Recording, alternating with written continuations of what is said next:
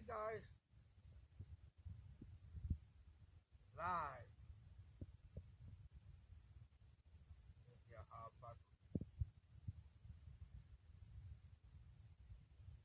sorry guys, I'm trying to finish eating real quick.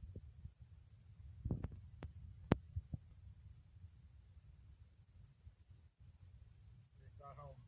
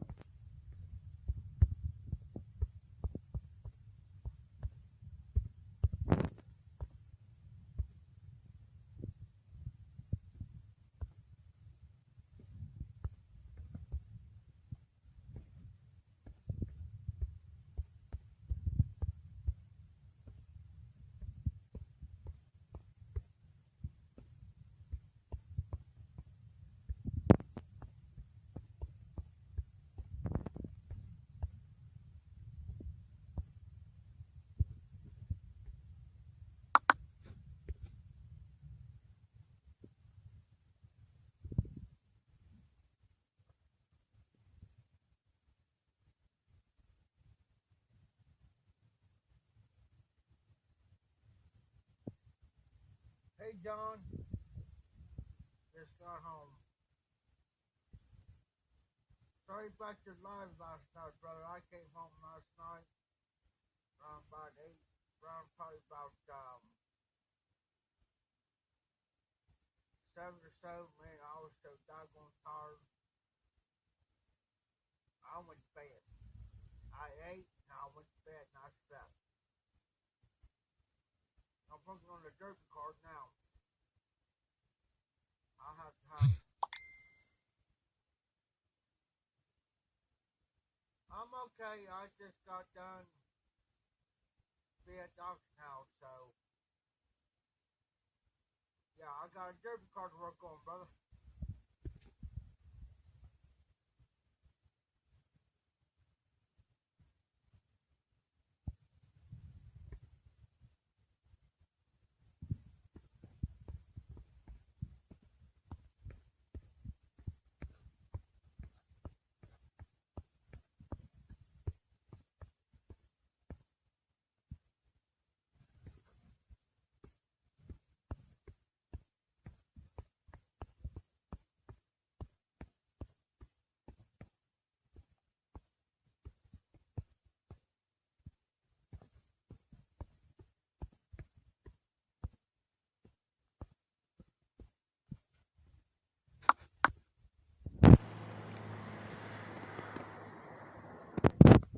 Oh, nice, John. I'm gonna move my desk here in a minute. I gotta take a starter off his doggone derby car he bought. It's gonna be a pain in my ass. It's gonna be like a hemorrhoid. Try to break it loose with my ratchet and socket tonight. I told him, I said, I need a doggone 18 millimeters wrench. I was gonna go buy one, but he said, nah, I'll bring one tomorrow, so I gotta remind him tomorrow to bring me an 18 millimeter. If he does bring me an 18 millimeter wrench tomorrow, I'm gonna be hot. I'm gonna be mad. Because I'm doing all the work.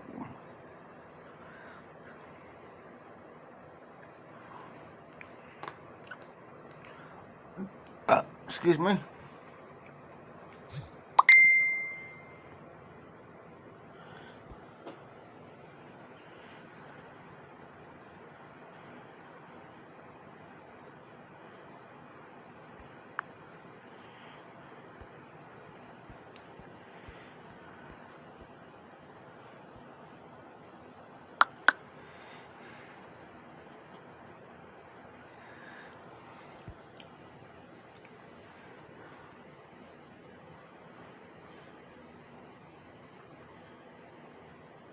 Oh, nice. I'm going to check him out. Thanks for the heads up, John. I will definitely give him a sub, and I will definitely check him out. We need some newbies. Hold on. There's Jose. He's up in the house. I just got home, brother. Been working on the derby car. Getting ready for the derby. I got a week and a half to get this car done. And guess who's driving it?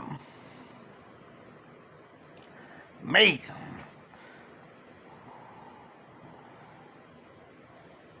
It's not my first rodeo. Get a few beers in me, and I'm ready. Let's do it. I'm crazy enough to do it. Well, hot diggity dog there, John. That's what I was waiting on. That's what I was waiting on. I didn't put a video out today earlier. Jose, no tired, but I'm here. I'm alright. I was tired last night. I went to bed about 8:30, 9 o'clock. Think, well, I'll lay down for a couple hours. Figure I'll get up at John's Live. I slept till about 5 o'clock this morning. First time in a long time. Sorry about that, guys, but I'm just moving around. I just got done eating supper. So I can get up.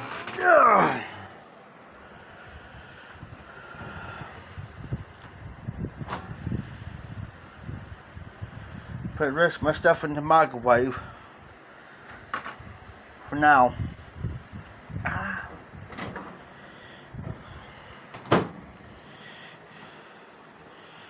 Heading over to the desk, guys. Hang in there. I'm going to try to do this without shutting this down, okay?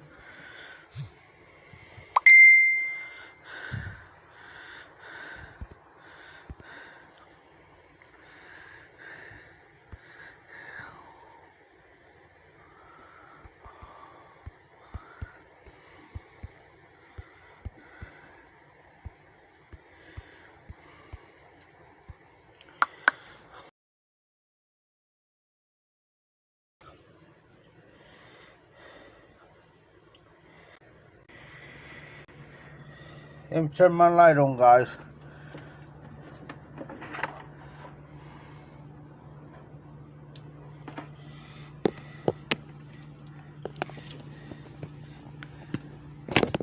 Well, I can do this. There we go. Be right back.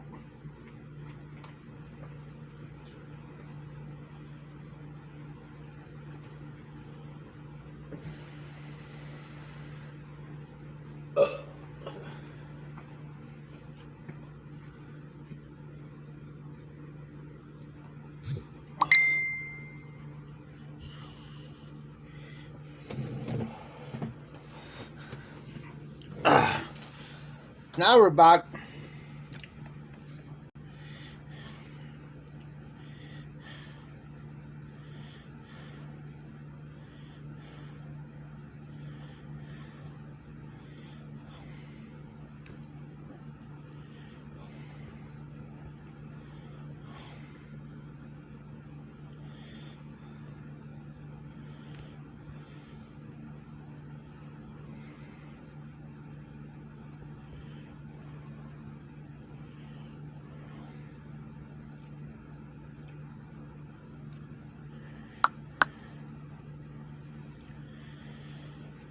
Hey, hillbilly, how you doing? As you can tell, I'm a little harder than normal. Been working on the derby car, and I will be running in this bad boy this time. So you know what? It's on.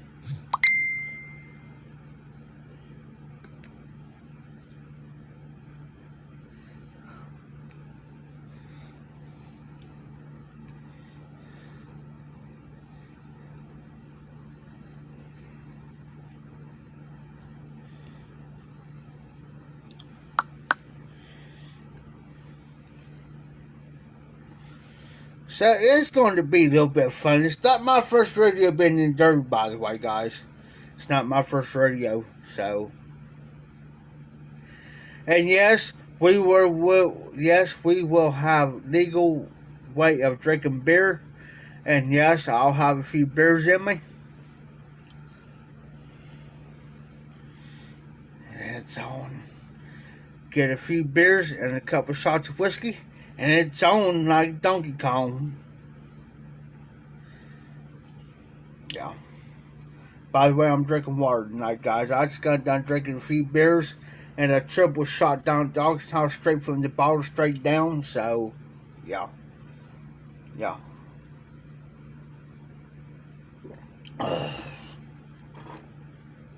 So what's everybody smoking tonight or drinking, whatever? Of course, I just got done eating supper.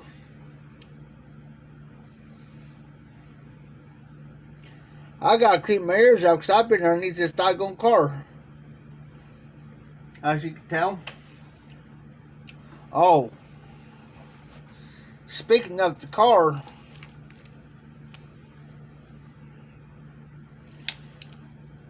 I've actually got the actual keys. The actual keys to this Derby car. Right to the yard, folks. And there's the key that goes to the car. I've got them in my possession. Go figure. Oh, nice.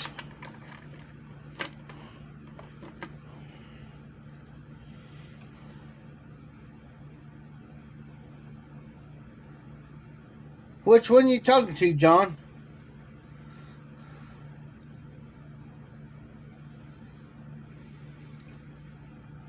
John, which one you talking to? You talking to me?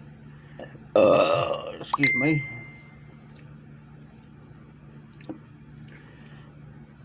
Just got done talking to my niece. She's gonna be at the Derby. It's gonna get crazy.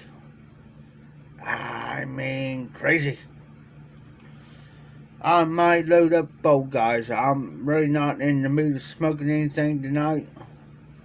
So I gotta be up in the morning.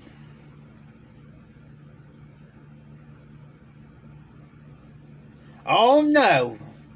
I can't do that there, John. My boss will kill me. It's the Derby car. I can't do that. He will wring my neck.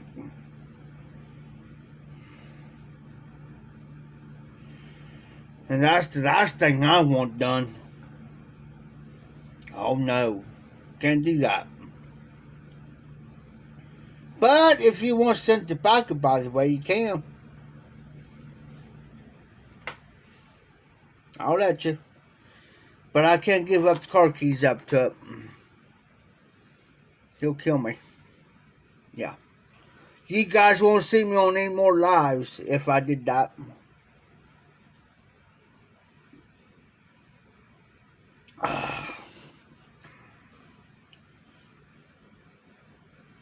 Hillbilly,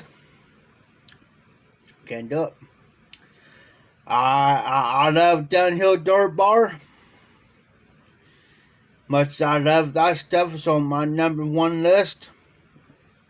I don't got none, but still, I can't do it. Even though I got access to the building and access to this car, I can't do it. You guys won't see me on any more lives or nothing. If you found out what I done. Yeah.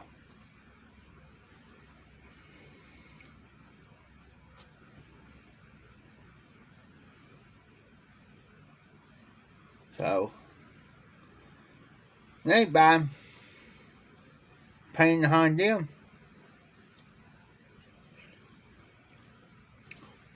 With this starter assist, guys, I gotta take it off. And I knew it was going. I was afraid it was gonna be in a certain spot to where I knew I knew it was going to be a pain in the hind end to get. I got about this much room, guys. No joke. I got this much room on the bottom to loosen the bolts up. I got about this much space on top to loosen the bolts up to the starter. Get off. And I ain't done with that yet. Since I get that off, get it, and then when I get it functioning again, I gotta put it back up in there. Yeah. This guy made a smart compliment. And I said, well, I thought you was a mechanic, got your own tools. I said, yeah, I'm a mechanic.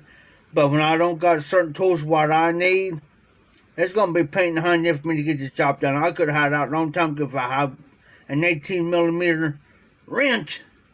I could have had the job done within 20 minutes. Yeah. So, go figure.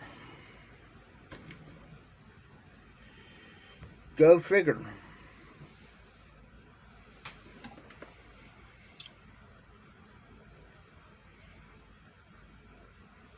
I mean, he trusts me and all,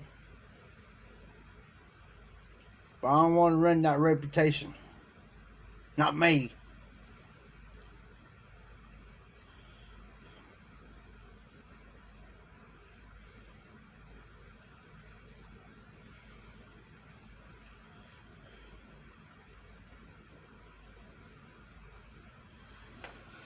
Appreciate it, Hillbilly, but I need his ASAP. As soon as possible, as of tomorrow. Because I got less than a week and a half to get this car up and running and straightened out by less than a week and a half. I'll have it. I got to have it as soon as possible, man. I can't wait around. Because he's on me. The pressure's on. If I don't have this sucker out by the time he wants it out, yeah.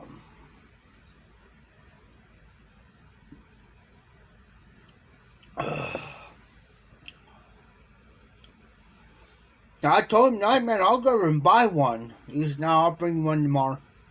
Alright. But I gotta remind him. There's sours in the house.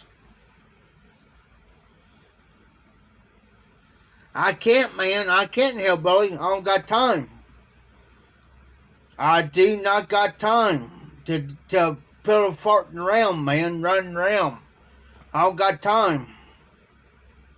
I got to have this starter out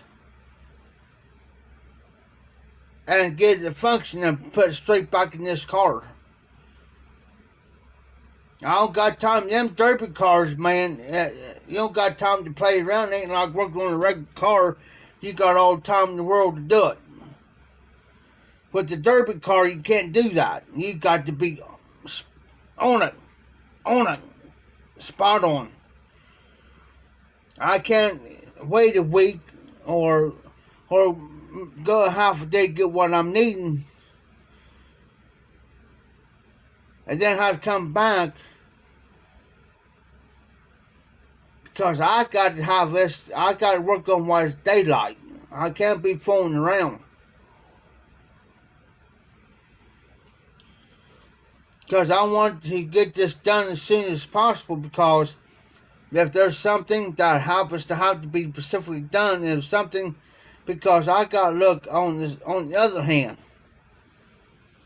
If I can't fix this starter, we got to find one fast. And I think I know what majority of the problem is this with this starter is.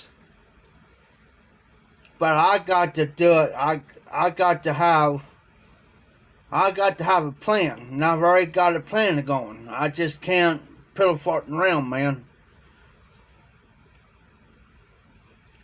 Always got to have a backup. Quick. That's why he's on me. I've already worked on 4 or 5 derby cars for him. Because he knows I'll get the job done. And he knows that I'll find what I need to find. And I'll tell him exactly what I need too. I say, hey, I need this, or I need that. Well, what do you think what the problem is? Well, we'll fix that problem real fast. No, hillbilly, it ain't too much stress. I like the pressure. The more pressure he puts on me, the better he knows I'll work. That's why he puts on me. Because the more pressure he puts on me, the better I work. Now, I could be drinking at the same time. I'll be drinking beer at the same time I'm doing this car. It ain't stress, it's just you got to do it ahead of time before you know. If you want no stress, hillbilly, try to do a full car within 48 hours, 2 days. Stripping everything out of it, getting it ready, less than 2 days. Try that.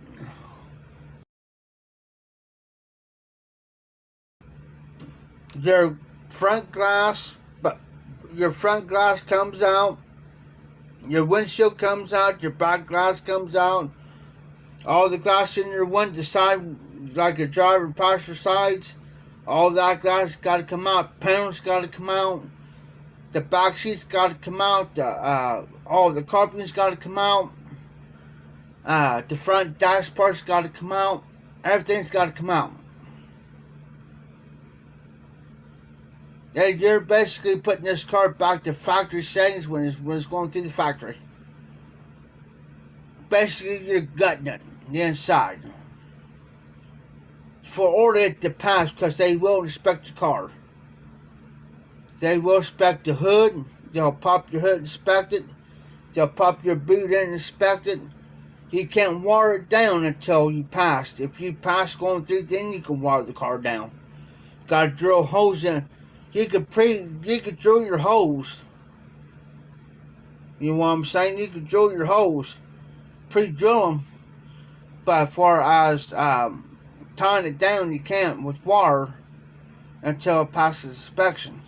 Now, I've done a car within less than 2 days prior before Derby, and it passed. Yeah, that's why he likes me. He said, he looked at me one day, says, this ain't your first rodeo, is it? I said, nope, it's not my first rodeo. I've done more than what you think. I just don't come out and say it. Because I let my actions speak louder than my words.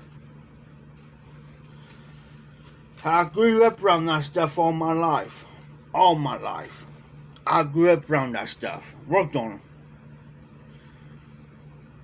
It ain't stress. Stress don't bother me. I just like the pressure. That's just me.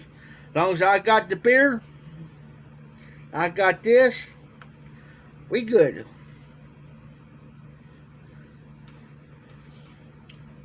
We really ain't got into the street cars because there's really. But we never got into that. As far as street cars goes, it depends on, yeah, there's different classes. Trust me, there's different classes. Hey, have y'all seen a truck derby? Or have you seen an SUV derby? If you guys haven't, you're in for a treat. I've seen it. Crazy. I've seen the truck get totally flipped. Totally flipped. Last year. Yeah. It's better to sit there and get a front row seat because we was all in the pit. You got paid like $20 getting to the pit. They pay for mine because I'm the main guy that does all the wiring up and all that BS. Yeah. Plus get my alcohol for free. It ain't better sitting there in the front row seat drinking the beer to see a truck get flipped.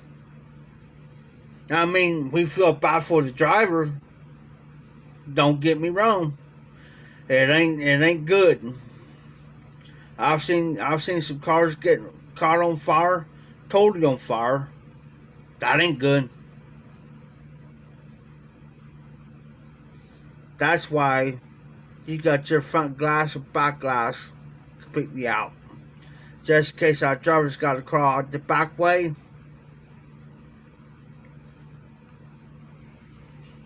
Yeah. I can make our car so doggone. You may look at that car and say, oh my God, man, he's going to get it now. I can make our car safe enough, by God, that driver could be in that car and have fun doing the derby. And you look at it and say, Jesus Christ, man, what the heck do you think you're doing? Yeah. Because the only thing you see is all metal on the inside of this car. All metal. No panels, no nothing. All metal.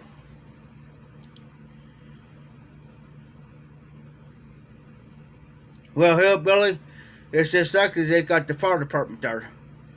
You have the fire department right on site. Always. Fire department, paramedics, EMTs. You know, you got the squad there, the fire department, they're all there. All there. And these guys are on it. If the car catches fire, they're on it. They ain't playing around, they're on it. But I can make the car safe enough to where, by God, you can get in there and drive it.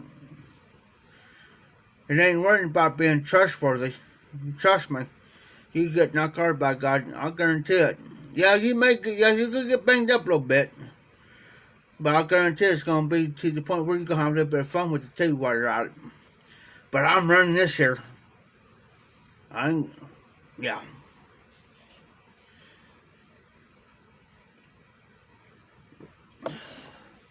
Because he knows I'm crazy enough to do it. I'll stick a chew in, and I said, by God, let's do it.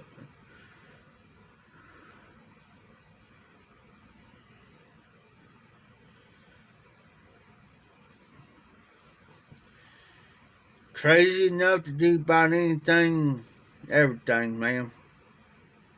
Like I said, I grew up with it, guys. I grew up with it all my life. This one guy, he has some derby cars down there, Tim's place down here. He was acting all big about it. He said, oh, just don't cut no wires or anything like that. I got tired of hearing him. I looked up and I said, I'm going to tell you something, man. I said, I've worked on cars all my life. And I said, I've done these cars before. You don't have to tell me crap. I know what I'm doing. Just mind your, I said, is this your car? I said, is this your car? No. I said, then don't worry about it. You go work on yours. I'll take care of this one. Well, Tim's boys working on it before I got down there. I found some crap, man. What the heck? And then this guy says, man, you go. I said, let me tell you something too, buddy. I said, this car's already completely like this before I got down here. I didn't know anything about this until I start seeing it.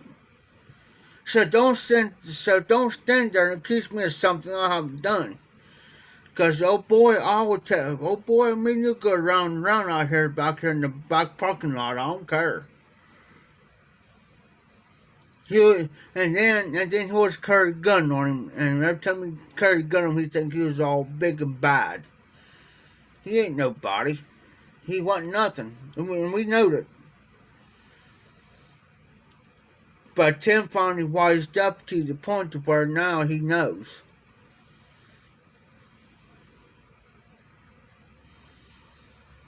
Now, I told Tim one day, I said, man, I'm getting sick and tired of their freaking mouth back there. He says, Jeff, what are they doing to you? I said, he's trying to tell me a bunch of BS back there. And I said, you know what? I said, you know it as well as I do. You know how to work on cars and stuff. You know how, I said, you know how I do this stuff, right? He says, yeah. And I said, well, I'm telling you what. I said, I'm getting awful mighty tired. I said, there's two choices. You go back there and tell him to shut his flap and leave me alone so I can get your car done, finish a little bit of stuff that I need to finish on it, or the second thing it's going to, me and him's going to get into it. He said, now, Jeff, now, I don't need you getting no trouble. I said, well, you better go back and tell him. He did. He says, you better just leave him alone. He knows what the hell he's doing. Leave him alone. Don't bother him. Stay away from him. He doesn't like people going around, and when he's working on that car, he don't like people around him, which I don't. If I'm working on that car, I don't want nobody around me.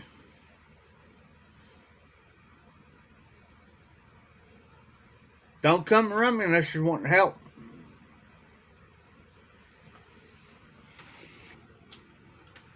And he says, and that's what I tell people. I said, oh, you come here to help me? Oh, no. They walk away. It's kryptonite. They're scared to work. But they want to run that car. Just like his boy down there, man. I told him one day, I said, man, if you're not going to put no efforts in this car to help me, you ain't running.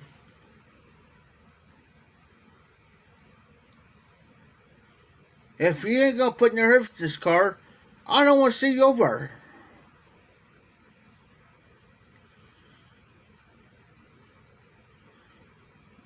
Well, he went and said something to Tim, which is dad, and Tim come out and said something. I said, yeah, I did. I said, if you ain't gonna help me and come around just see what I'm doing, being nosy, you got two options. Either you help me or get away from the car. Get away from me. I said, I just don't like people hanging around the car, especially if I'm underneath it. I don't need you around me. Just in case something happened, I said, I just wanted nobody getting freaking hurt. If anybody gets hurt, it's me who's going to get hurt. Because I'm not going to be responsible for somebody else's actions, you know what I'm saying? I'm not going to, so say like for instance, just saying, say like Hillbilly, Piper, Donnie comes around.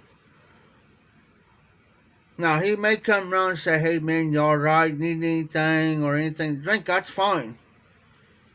That's fine. Or do you need help with something? That's fine. I don't care about that.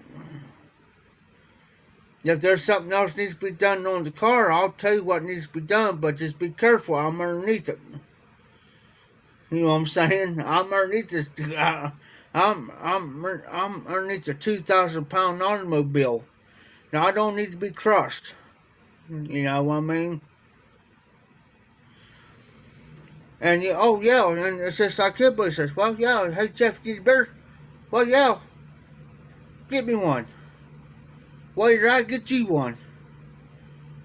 And when he comes back with the beer, I'll cry underneath that doggone car or whatever, and I'll stop what I'm doing and drink a doggone beer. Tim don't care. But what I'm saying is, if you're just there to mess around and fool around and not do nothing, I'm going to tell you, go, get away from me.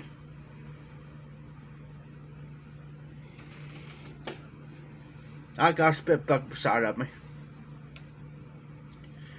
But that's fine. Or you say, here, Jeff, are you needing a tool or... Because that kind of helps me out a little bit. Because I don't have to crawl in and out. Still have me a so-so socket or so-and-so wrench or... You know, I need this, need that. That's fine. That's helped me out tremendously. Because I don't got time to be fooling around. Because he's got a time frame.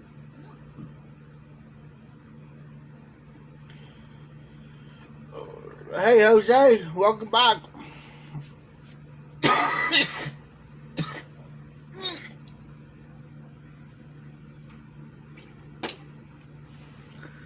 He gave me some doggone whiskey earlier, guys, and that stuff gave me freaking heartburn.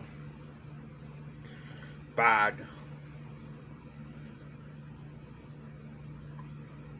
And I told him too. I said, man, I freaking whiskey gave me. I like it, but it gave me heartburn real bad.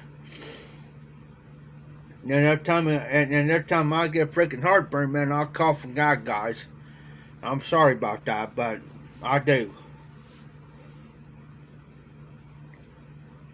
And I got to be up in the morning to do this meeting, and then I got to leave there, come over here, maybe take out a load of trash out, and I got to head down there. So I got to be down there maybe no later than 2 or 3 o'clock. I took all my tools, my cordless tools down there today, so I can have it.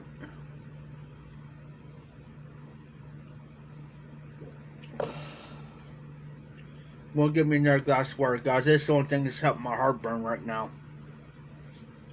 Right back.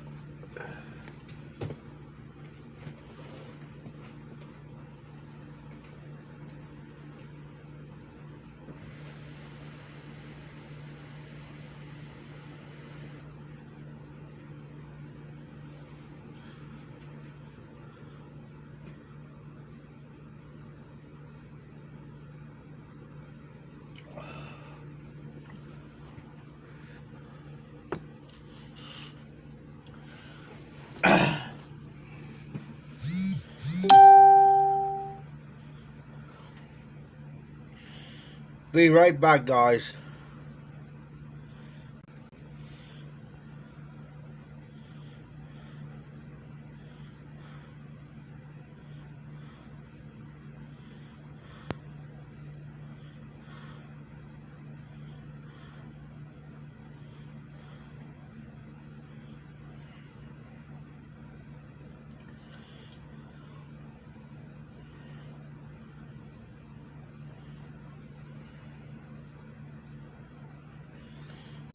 I'm back.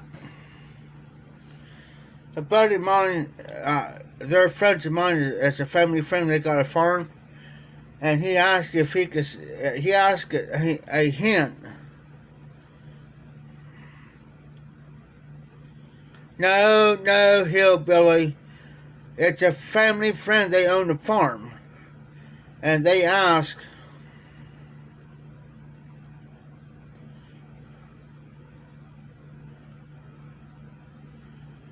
I think it starts around 7, John.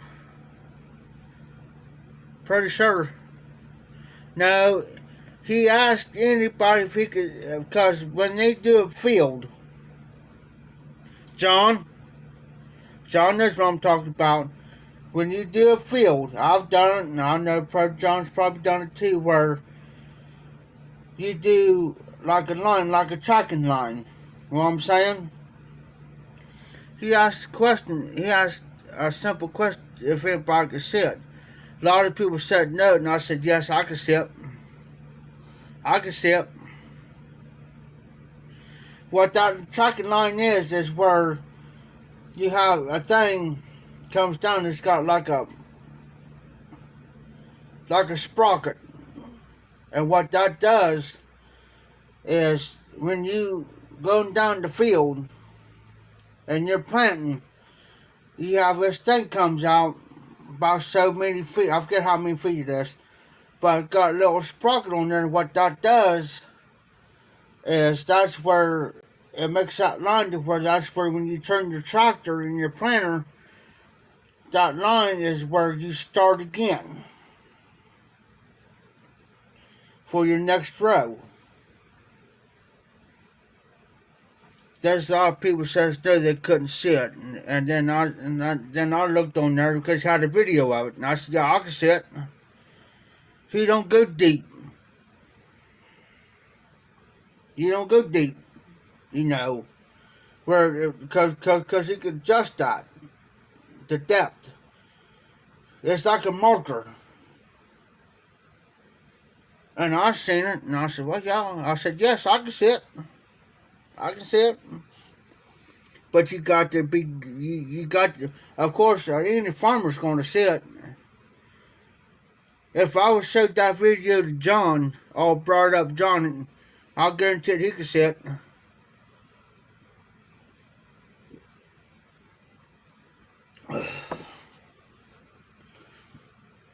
I can see it perfect. And you can just barely see it.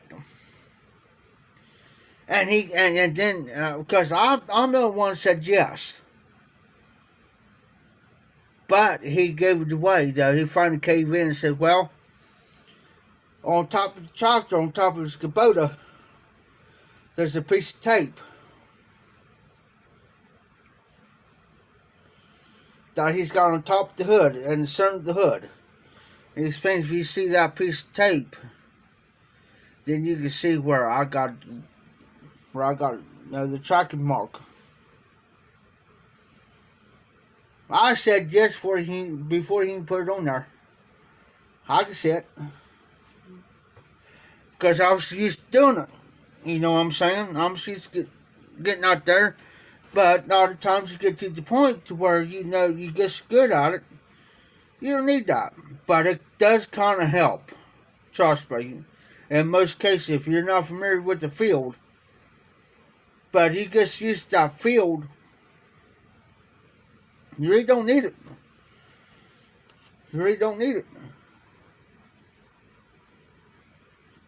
But it does help though to have it. Especially if there's a new guy doing the field, you know, a newbie. It's like a new pipe smoker. You get these guys that are rookies. You know, you get these rookie farmers, you know, these guys are rookies. You say, yeah, I've done it before.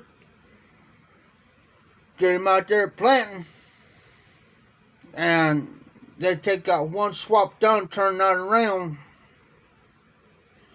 And I've seen it happen before where they don't lift the plant. Because when you get down towards the edge of that field, you push lift the planter up. I've seen guys don't do it. They still got down in the ground. They just turn that tractor and they're still planting, and they miss a freaking swap.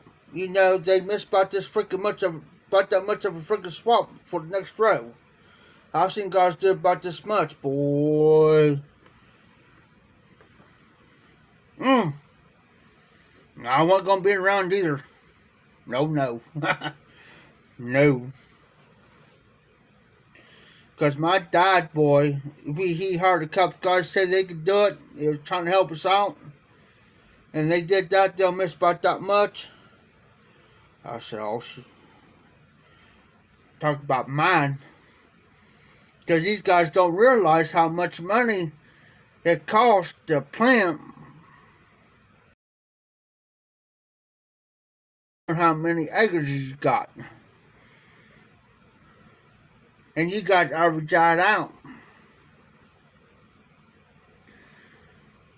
You know, per acre, so you got to buy so much seed, so much fertilizer per acre.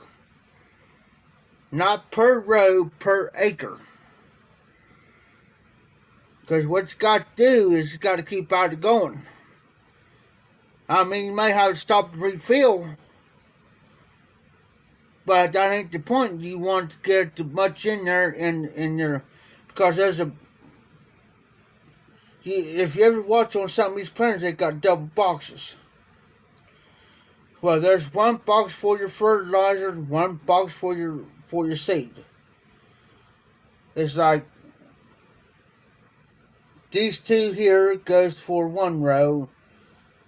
These two's for next row. This two, you know, you may have 12 to 15 boxes, depends on how big your planter is. That's for each row that you're doing. And you got to average, and then you got to figure how much seed and fertilizer you're going to need. Say like you got 500 acres of ground, so you got to average that out, how much you're going to need, so you don't have to stop and go back to, and get the supplies and come back. Now, the way my dad used to do it, he got like a little bit over. Maybe 5 to 10 bags over the fertilizer, or maybe 5 to 10 bags over of the seed. It depends on if you're doing soybeans or or corn. But he can take that back. What he didn't use, he can take that back and get his, basically in the roundabout way, get his money back out of it. All that.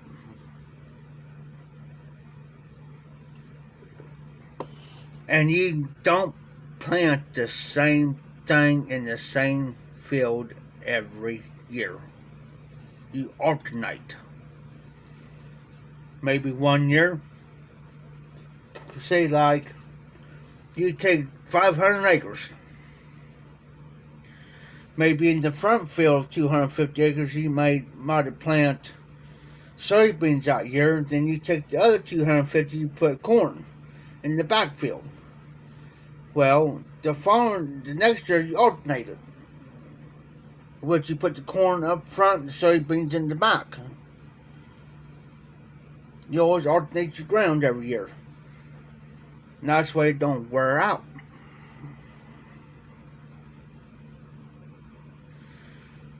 Yeah. And then my dad was the type of person, he did a job for this other guy.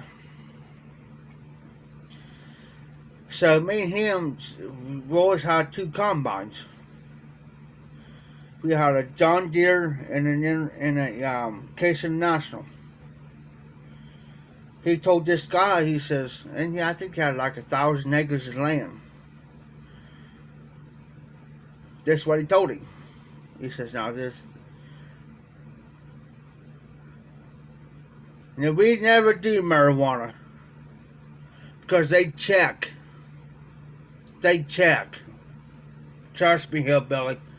They check. No marijuana.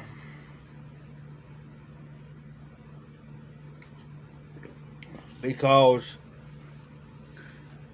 sometimes my dad contracted, which he didn't contract his own field. He didn't contract his own field, but what he did is when it comes harvest time, he'll contract somebody else to go harvest it. Which means he got paid so much per acre.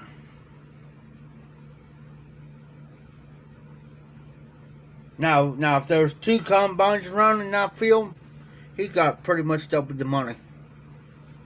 That's how he always worked. But he told the guys that he was contracting this other field out to harvest, right? He says, I'm going to tell you guys something. You tell your drivers,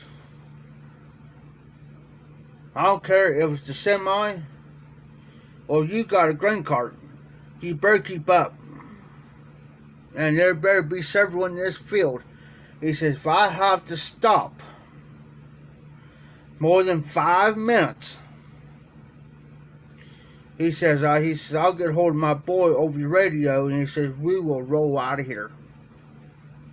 And you're going to have to find somebody else. That's money lost.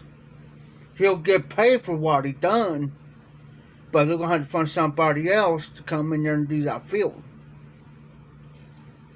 Because my dad was the type, he didn't want to stop. He wanted to get that done and over with now. They kept up. Oh yeah, they kept up, both of us. Because we didn't stop.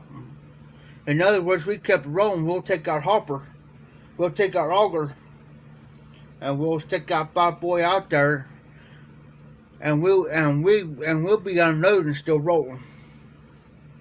We didn't stop. There's times we work 12 to 15 hour days.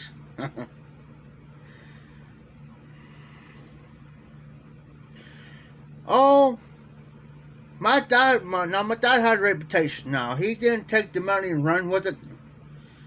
He kept his word, and I kept my word.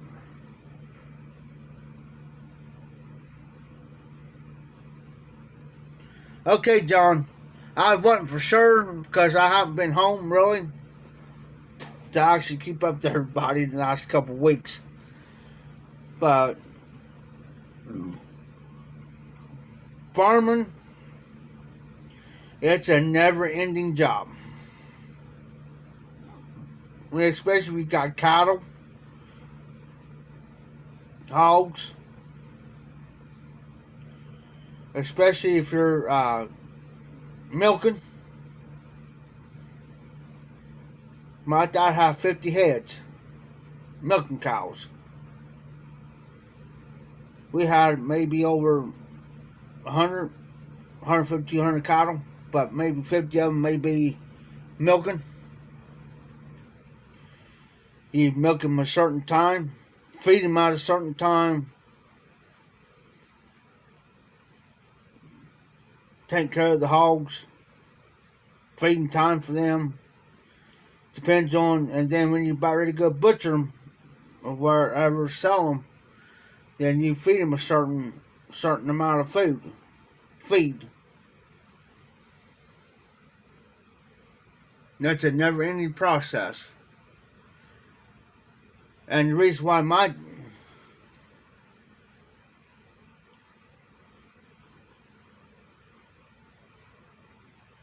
I'll try my best, John.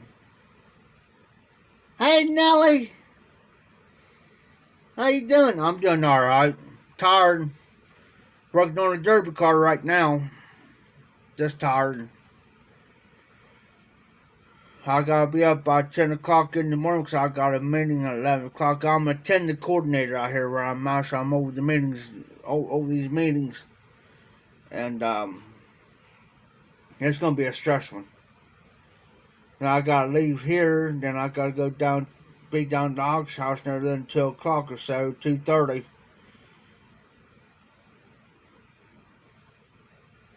It's gonna be a long week. So, how you been, Nellie? I got real bad heartburn bad night because he gave me some whiskey down there at the auction house, man. And I told him, nice, man, this stuff, so I like it, but, man, this stuff gives me heartburn. He says, well, you want to go back to Fireball? I said, yeah. I said, give me Fireball. I said, I'll be all right. I hope your week went well, Nellie.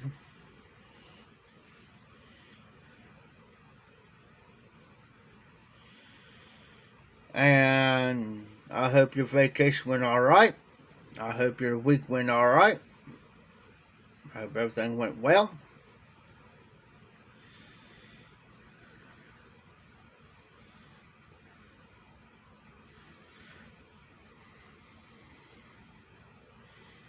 John, I seen your video earlier where Miss all brought it up, snuck in. Pop that head up there real quick. Gotta keep an eye. Yeah.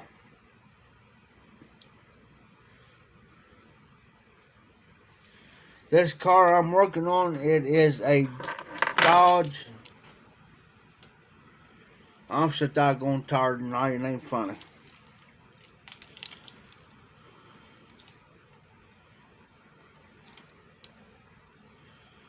Working on the Dodge Intrepid. Intrepid, whatever it's called. It's Dodge. And it doesn't look like a Dodge. Put it that way. And it don't.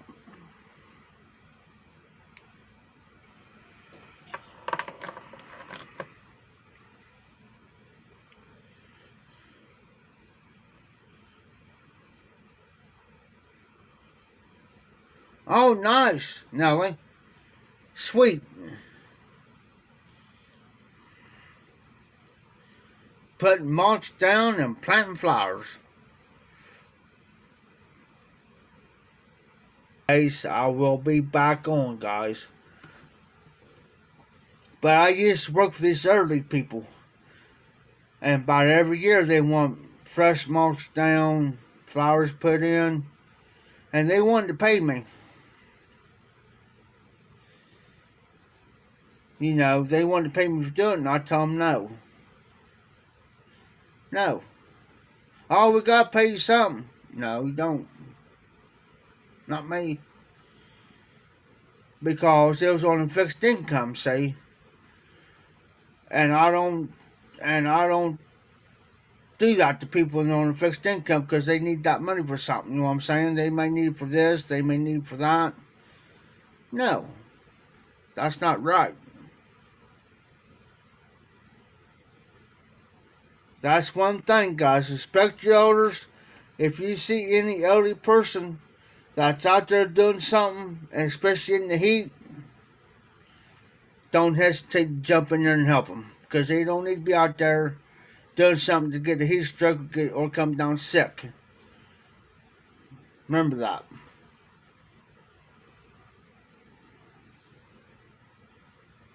Because I'm a type of person I would jump somebody over that real quick. Yeah. I seen this elderly guy here one day. I was helping my friend of mine move. Seen this elderly gentleman down there mowing grass, man. Dead heat, 87, 90-degree weather. Dead heat.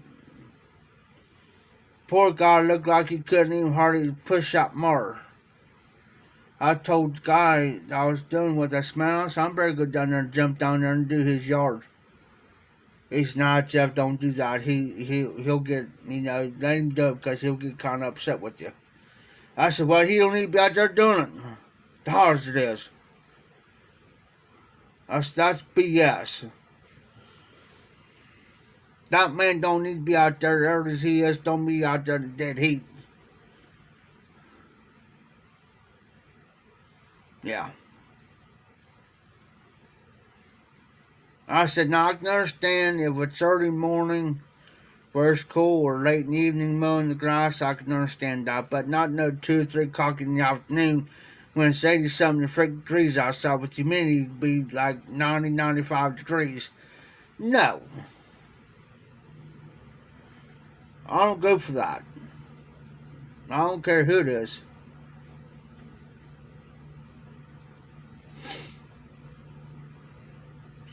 Reason why I'm not smoking nothing tonight, guys, because I got, like I said, I got a bad heartburn, and seems like every time I smoke something makes it worse.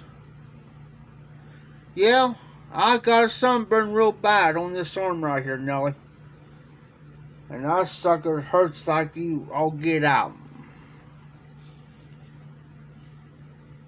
But I'm so used to doing working out in the heat.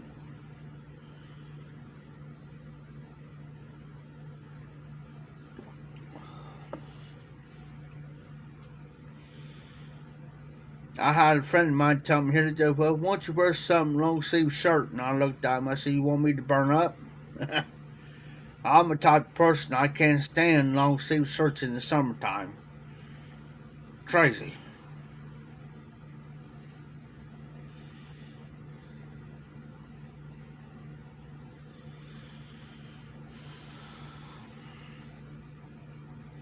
No, Don, I'm going to have to get some here, Billy.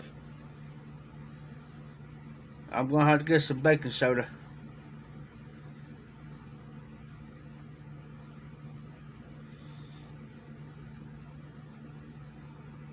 I mean, it's starting to ease up now, but here about 2 days ago, man, I feel like it felt like somebody took a tiki torch to my arm. That's what it felt like. Somebody actually took a torch. Because, see, I wear these type of shirts like these here in the summertime because I can't stand anything down to here like a regular t-shirt or something. I can't stand it. I can't tolerate it. It bugs me.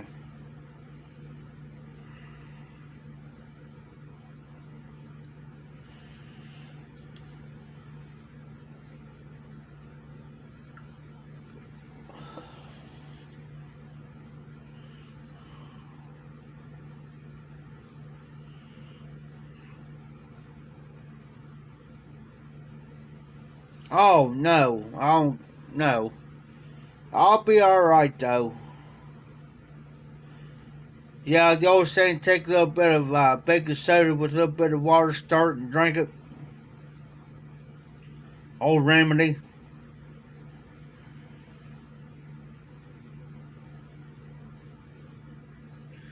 But sometimes, guys, if you ever hear me, I'll be on live or something. If you hear me coughing constantly, kind of coughing, I don't got no cold. It's just a heartburn. Because sometimes you'll get spotted. I'll cough and gag real bad. Real bad.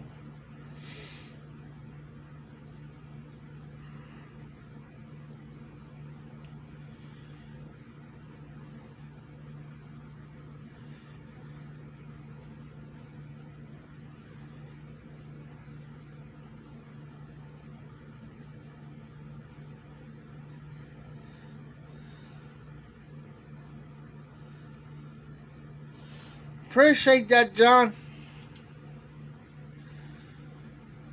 Even though I like you too, John. You're a wonderful person, even though you like grape.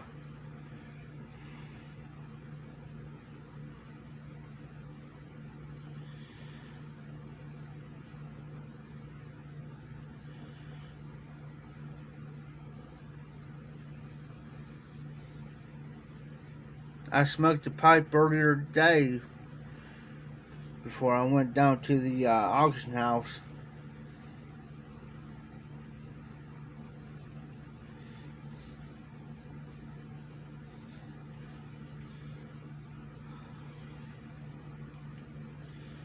Really think about getting this here double pierced again.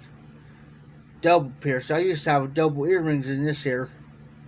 That's why every once in a while I rub my ear because I'm used to having earrings in.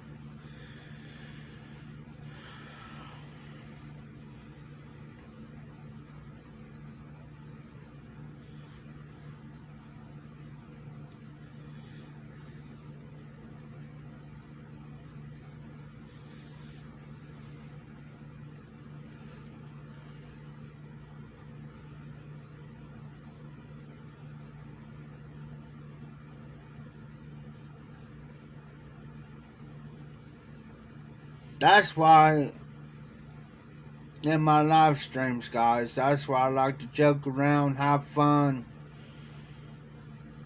Nobody gets a butt hurt. You know what I'm saying?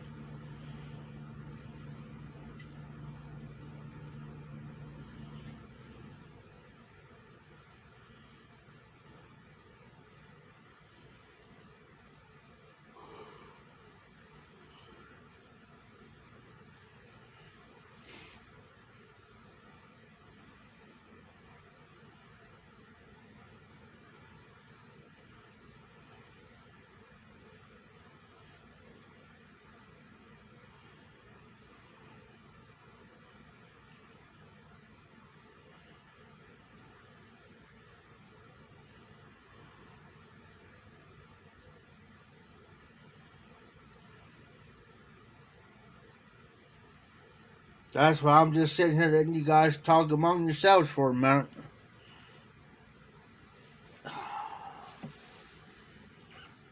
Oh, my legs tonight. Oh.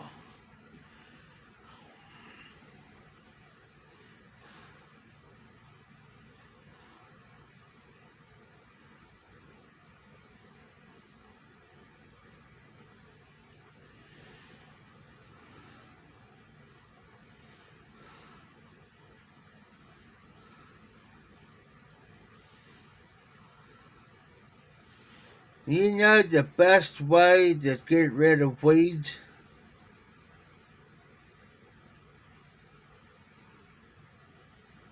It's the old-fashioned remedy.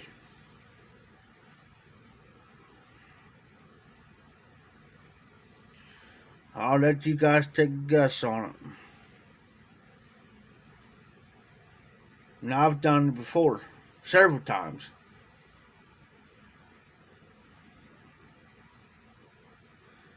You know what the best way to get rid of weeds? It's not the weed killer or anything like that.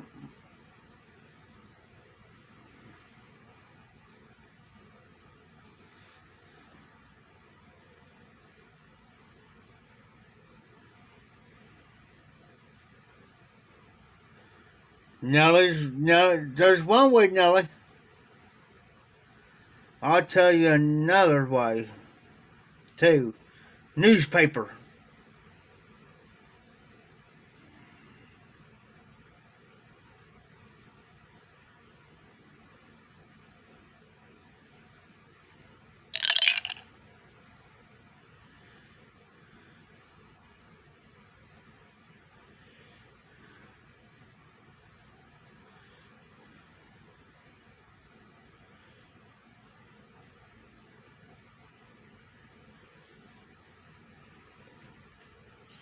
Newspaper does it too.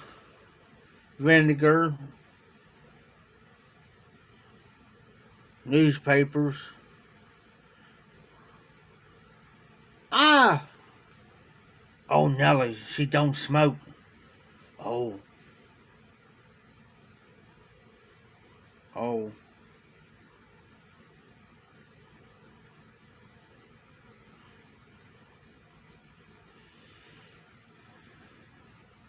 Yes, ma'am.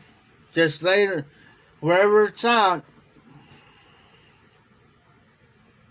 wherever weeds you got, just cut it. Just do the regular cutting like with the weeder, where the weeds are, and just take this newspaper or something, and then maybe fold it in half, whatever, put wherever it's out, and then maybe put something on top, like like a flower pot or something, put or rock or a couple of rocks, whatever. Yeah, that works too. That works too, Nella. Vinegar helps. Yeah, I mean, you can do either way. I mean, it's whatever you prefer. It's whatever is easy on you to do. You know.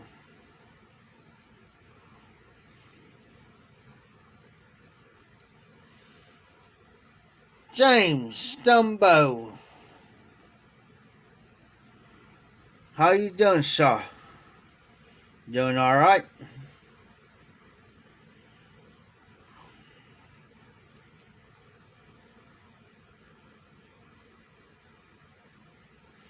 Yeah, SARS. I don't know why it does that. Um, Sometimes if I go over an hour, maybe over 2 hours, sometimes, man, it just won't. My comments won't pop up for some unknown reason. There's one night it got so bad that I had to go on the computer to my TV back here so I was still live, but I had to get on there to see the comments. One night. It does that every so often. It does happen all the time, but yeah.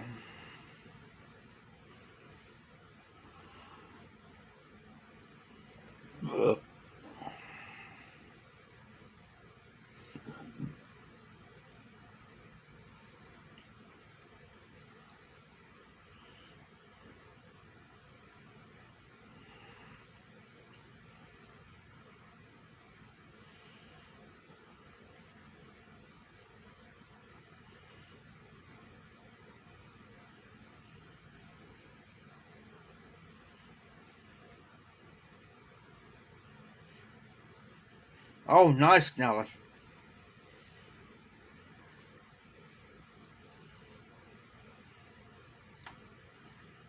See, where I live, I can't do that type of stuff here.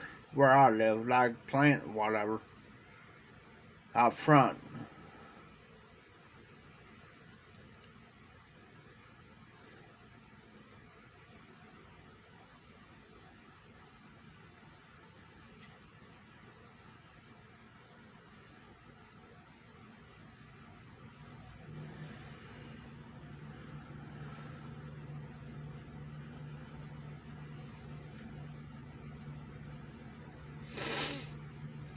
My son's been bothering me for the past 2 weeks. Bad.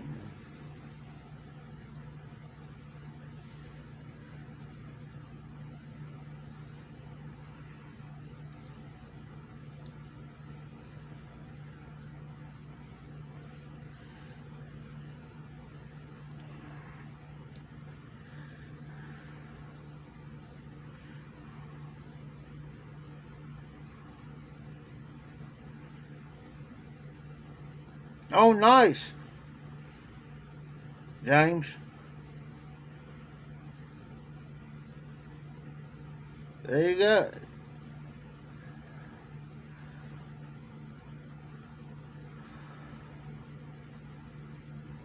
Hey, Nellie.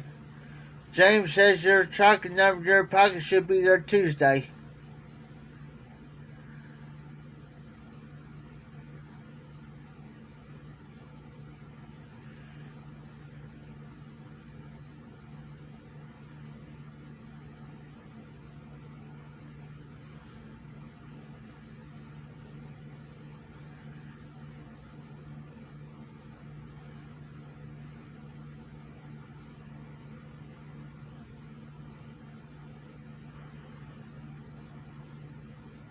I keep missing Jose's lives, man.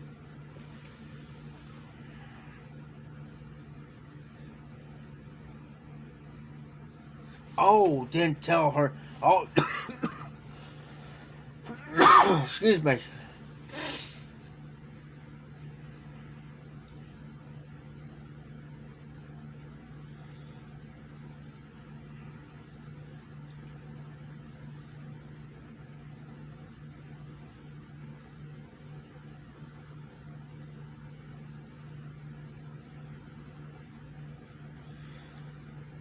Jose's lives are on Sundays around 5 o'clock, I think. Now, I keep missing them because I'm just going to have to take a Sunday and just take a day off. I don't know what a day off looks like anymore.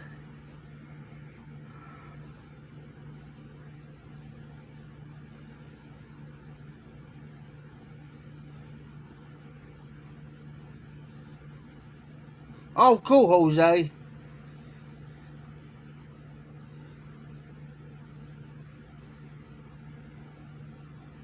Oh, John, shame on you.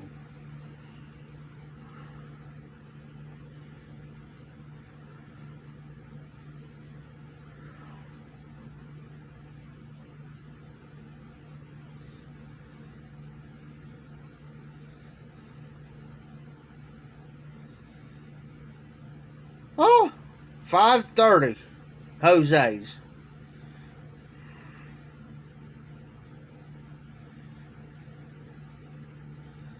Shame on you, John. Yeah, getting ready for the storm, He was just running out low on grape. That was your trouble.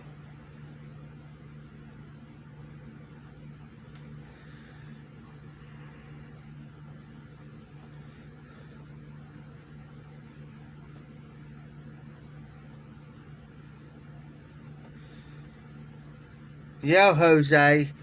He's saying about the storm, but yet, you know what Johnski's is on that right, Jose? Great.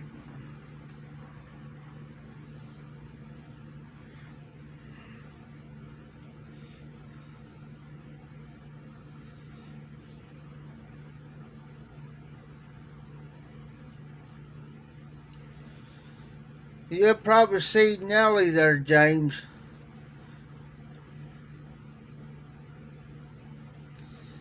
Because I don't think I don't think I've ever seen Kim on camera. I don't think.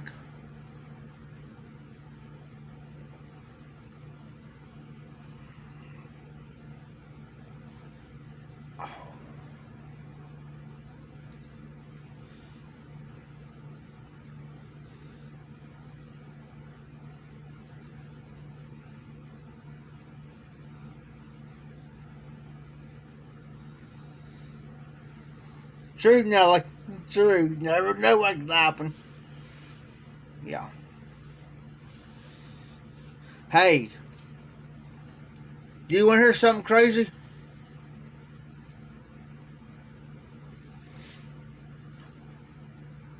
Walking in here the other day to the auction house, right? I keep seeing this guy in this red Pontiac just a circling. And I'm thinking, what's this dude up to? Okay, I'm gonna find out. I found out alright. He pulls over and says, hey man, you need to ride somewhere? I wasn't paying attention.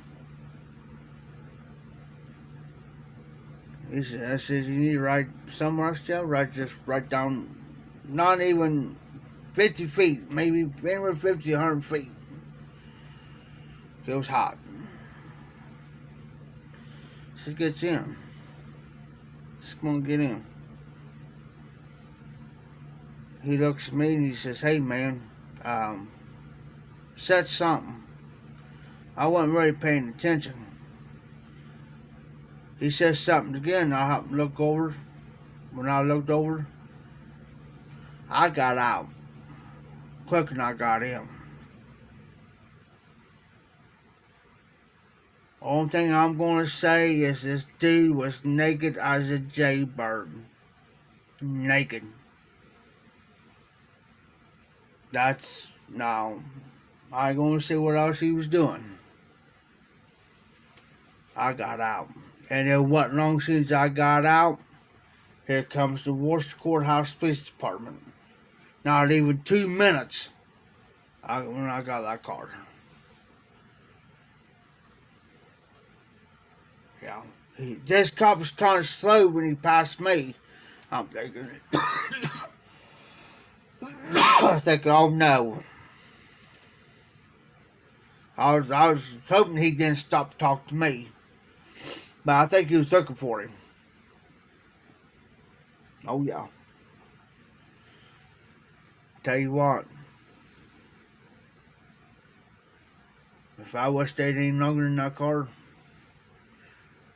it would have been all bad. Oh yeah. What really ticked me off, what really pissed me off, is there's a Jameson trailer park right there, and they got families there with kids. With kids. And he was circling, and right in front of it, there's like a, right from the trailer park, there's a, like a, parking there, you know, where you can, because sometimes truck drivers, if they're pulling other trucks behind it, towing other trucks, they'll park in there. But that's the area he was circling. Oh yeah.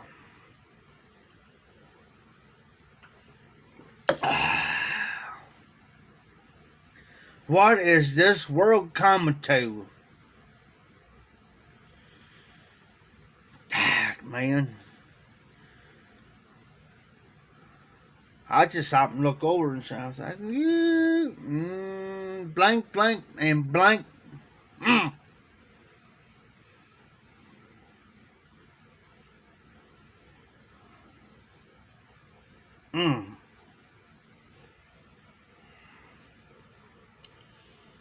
Here, Billy, I got you covered.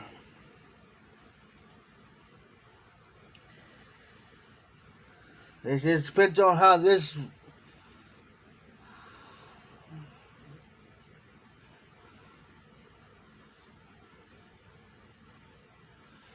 Hey, James. Of all people. Yeah. I know I'm ugly as a jaybird. I'm ugly as a. I'm uglier than a dog's hind end for somebody to ask me that question. You know, offer me a ride like that.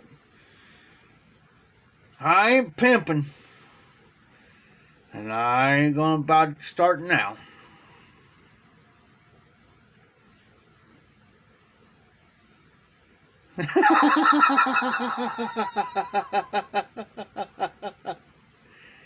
Yes, sir, there, Jose.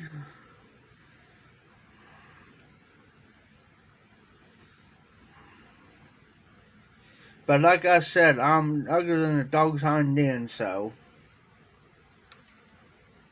Go figure. But I guess beauty is in the eyes of the beholder, I guess.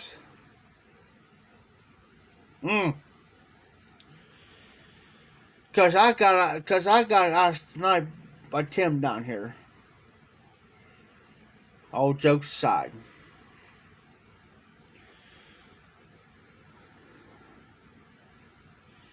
He asked me, says, Jeff, says, how come you didn't find anybody? He asked me that tonight. And, I just thought I told him the truth. I said, who in the name of God is wanting me? You know what I'm saying? He's going to want me.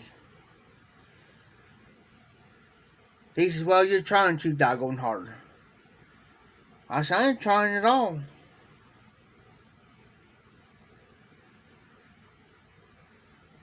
I told him, I said, Tim, I said, you know, you want God's honest truth? I said, when you get screwed over too many times and you be in a relationship, I said, the last relationship I was in, I said, I was with this woman for almost 5 to 6 years. And she went out behind my back, me working like a dog, went behind my back and got this other guy from out of state, down from Texas. And then she comes out and tells me, she just says, after almost 6 years being together, she finally come out and told me, she says, Jeff, she says, I really didn't love you. She said, I was just using you. Huh? Seriously? Seriously? After all I done for you and gave you, you gonna do this to me? And for the last 6 years, I haven't been with nobody. Nobody. Because I'm that type of person that if I'm with somebody, I'll give everything to them. And it seems like I get the worst end of the deal. See what I'm saying?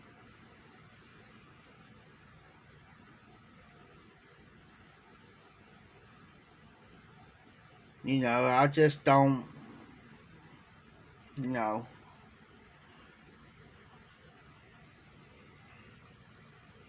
I'm not saying everybody's bad. I'm not saying no women are bad or all, you know. As vice versa, you know, all women ain't bad, and I've heard women say, well, all you men are bad, and no, they're not.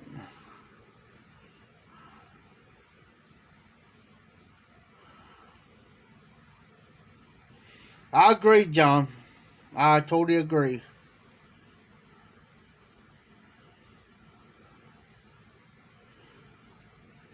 Yes, yeah, I agree with you, James. I agree with you. Because I'm the type of person anymore, and I'll be honest, and this coming from a man, I'm too afraid to ask.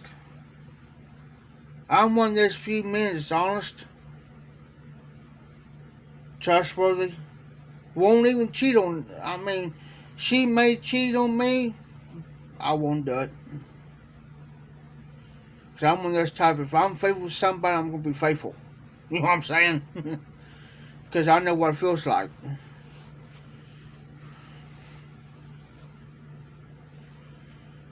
If you actually sit down with me one-on-one with me,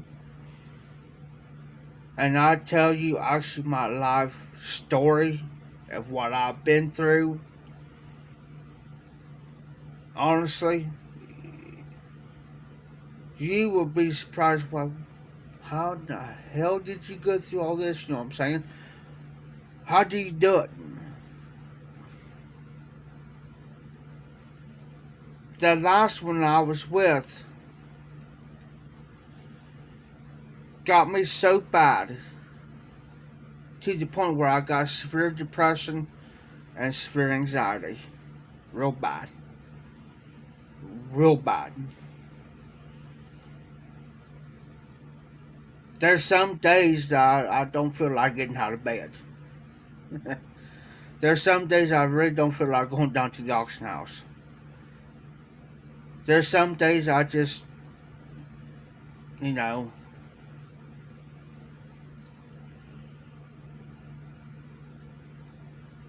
but I gotta keep going. I push myself. I really do. I put on a fake smile half the time.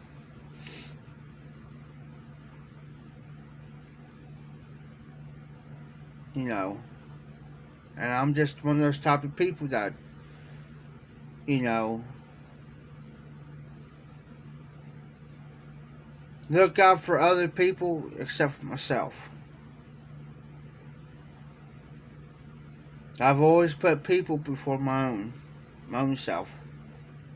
I've been that way all my life. And it's just getting to that point in my life now that my body is not letting me do half the stuff that I want to do.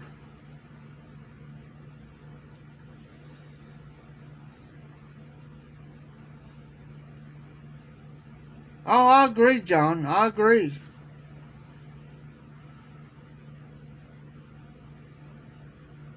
Yes, Donnie.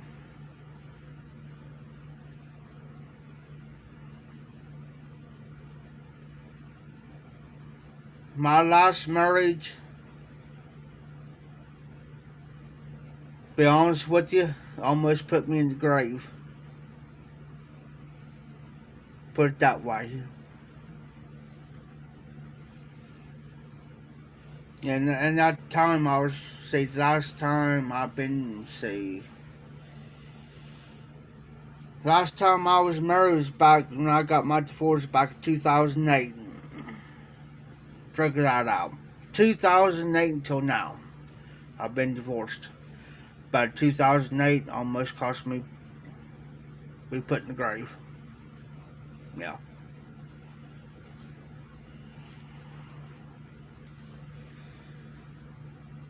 And not too many people knows that.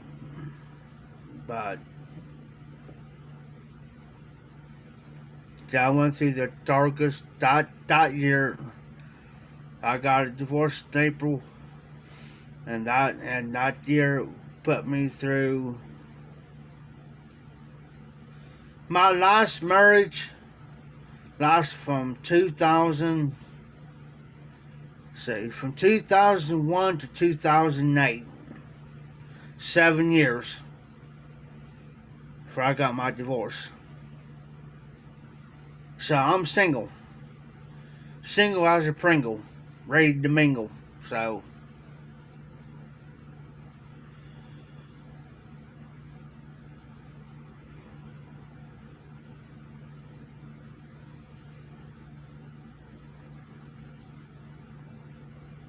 I mean,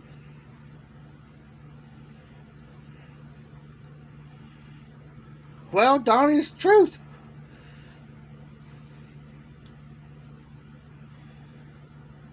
I could sit there, honest to God's truth, I could sit there and talk to a woman. And you know, I don't, if you think I'm going to take you to a bar, Jose, pinky up. If you think I'm going to go to a bar and buy your alcohol while you're over here with these other guys, I ain't doing it. Sorry. Go on.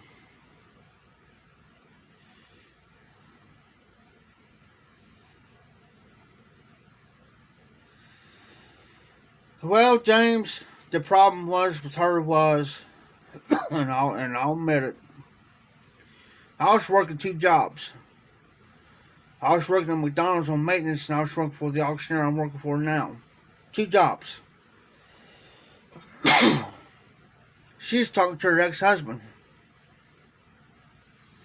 I walked through the one door one day, she let it slip out.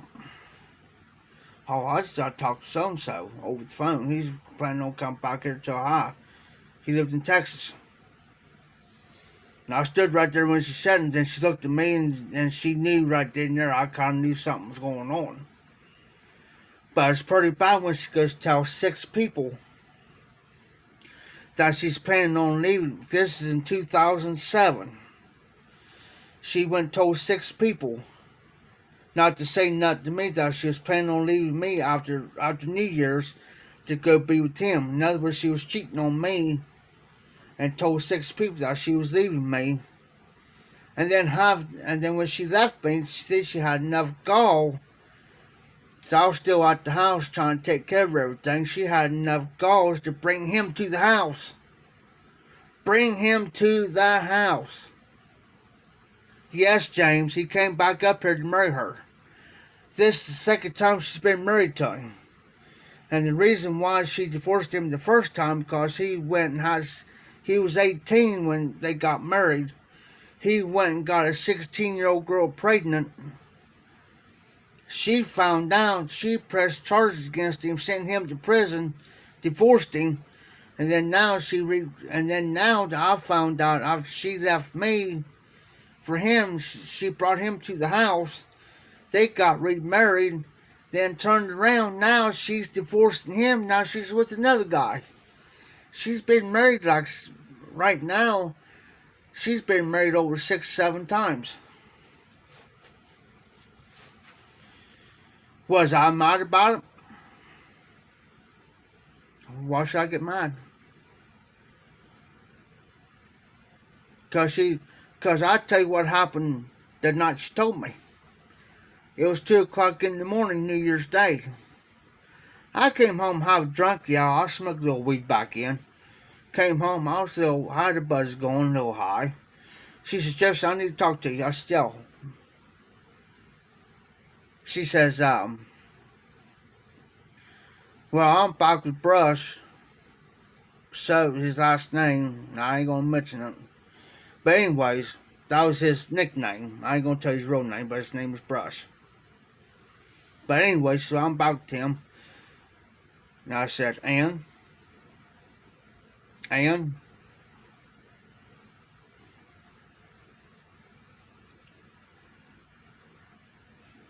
She says, well, I figured you'd be mad about it. I said, I kind of knew in the way you was back with him, but I wasn't going to say nothing. And I said, how old are you? She said, I'm such age. I said, I think you're old enough to make your own decision what you want to do. So I'm not going to fight him. What's the point? I said, you already had your mind set on what you want to do with your life, so be it. And I said, you know what I'm going to do? She says, what's that? I said, I'm going to bed. It's 2 o'clock in the morning. I'm going to bed.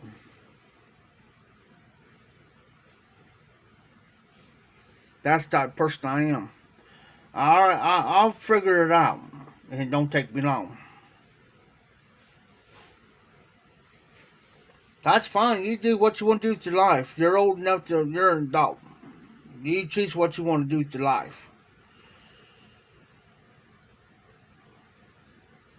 But why would you give up a life for a man that doesn't work?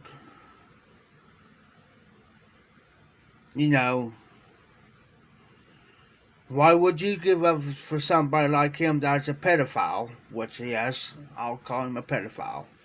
That's what he is.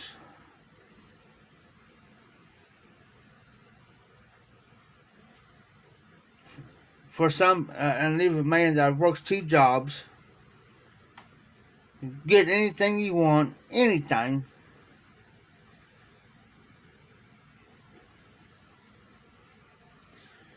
What would you do? And Nelly, congratulations on that. Proud of you.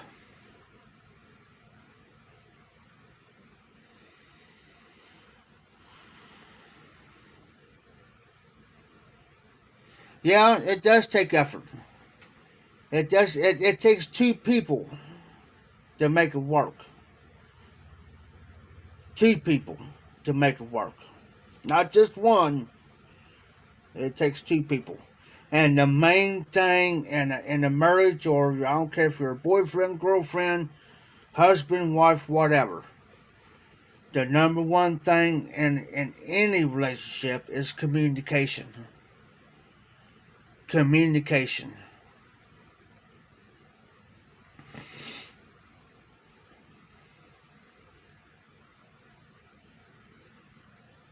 And John, you're still a young puppy. Still wet behind the ears. Yeah. John, you're still young. Puppy. It does take, and that's the main thing in any relationship is communication, guys.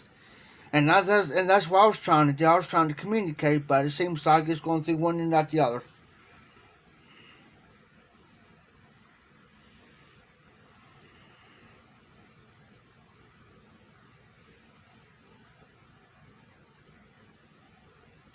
Hey Nelly, I'll tell you my age. I'm 41. Oh, by the way, up here, guys, I'm going to point right there. A friend of mine gave me a bunch of pictures back of my sister and stuff, right? Well, this one picture, she says, Jeff, there's something in there I don't think you... Says, you do whatever you want to do with it. But says, I don't think you might not like that one certain picture, right? I said, okay. And here's the picture of me and my ex-wife. What? You see where it's at, right? Right where my finger's at.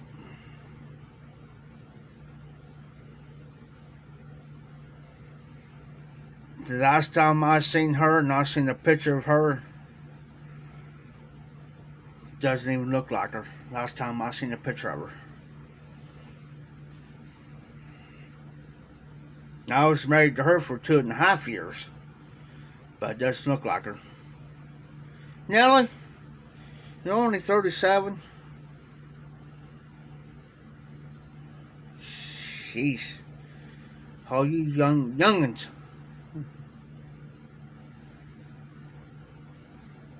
Hey, me? Nah, I'm 41, man. I'm starting getting grazing here, and I ain't getting no gray hairs there yet, but I'm getting down here. I'm getting hated.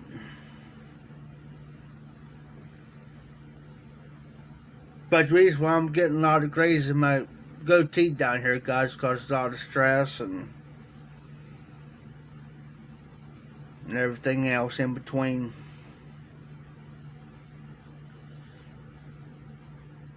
There you go, Nelly. There it is.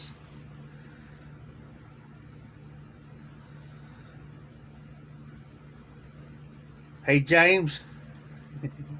If you're around down here at the auctioneer, you know what he'll tell you? He'll be messing with you.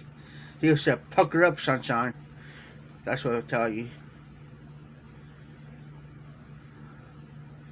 Or he'll say, hey, Jeff, James needs a kiss. No, Tim. $15. No. $5. No. I'll say $3. He says, sold.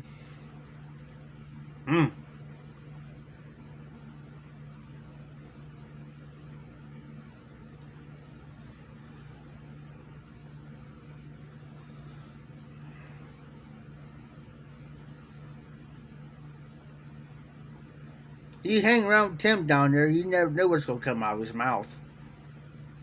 Trust me. Oh, James. Oh, James. You're entering dangerous waters on that one. I'm telling you ahead of time. You're entering dangerous waters on that one. Because you never know what he's going to say or do. Some of the things that Tim will say to me, and I'm being truthful. Some of the things that Tim says to me, you guys might get pissed off about it, might get mad. Literally get mad. But it's a joke. I've been around Tim for about 25 years, guys, so I'm just saying. Just saying. Just saying. Because there's how some people's got mad at him over me. Trust me, they have. I said, calm down. It's alright. He's just joking. Just gotta learn how to take him. I've seen people do it. I have seen people do it. Get so mad, pissed off at him, man. I can see, man, they get, they'll get about the rest of this right here. Let me turn this TV off back here, guys, because it's like too much.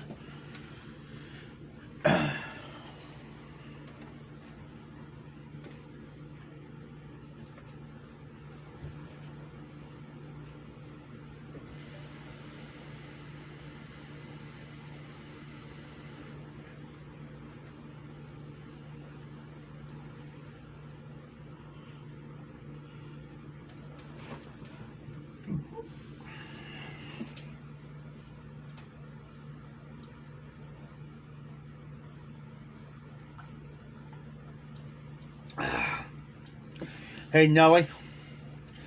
I just got done drinking down Doc's house. You know those small styrofoam cups, right, Scott, you can do for coffee? He pushed me about a half a glass of that bad boy here last night. And I finished the rest of it tonight, man, boy, I'm paying for that one. Heartburn City. And I ain't smoking, I just got done drinking a couple of Budweisers tonight, too, so.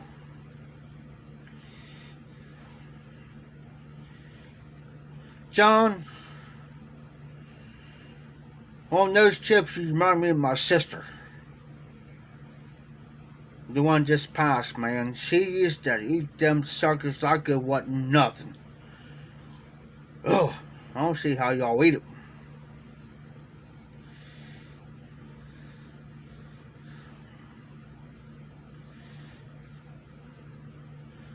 Nelly, everybody like, I tell you what, if my sister was still around, I'll put you three together on them chips.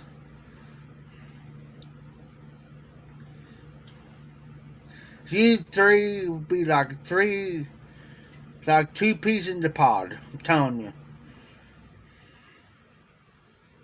I can't even stand the smell of them, let alone eat them. Now, vinegar in the bottle, I don't mind that, you know, if I got to use vinegar or something. But just something about those chips, I cannot stand the smell. I tried them one time. And she said, oh, them things are so good. Well, you can keep them over there. Keep them things away from me. Yes, sir.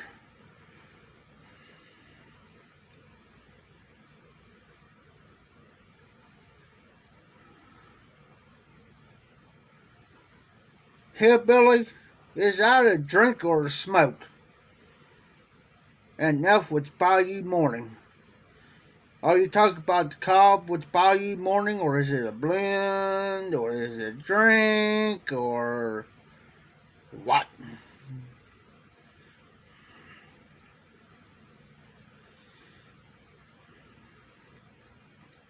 John, can I ask you a question? You know what I used to tell a guy, I used to tell Tim, it's because he always something weird. Something weird, man. And I used to tell him, I said, are you pregnant? That's what I tell him, are you pregnant, Tim? Or is somebody pregnant?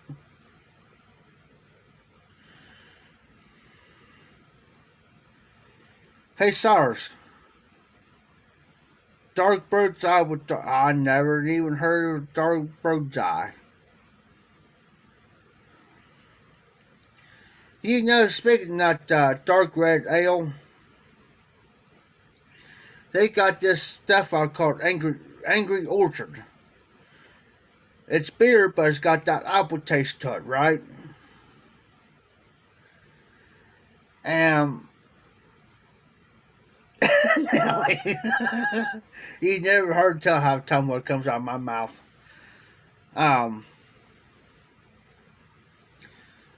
Somebody has some that Angry Orchard one day. They said, here, Jeff, try this. I took one, drink of that, and spit it out. To me, it tastes like rotten apples. It does. To me, it does. But there's a lot of people who likes it. Gamecock is up in the house.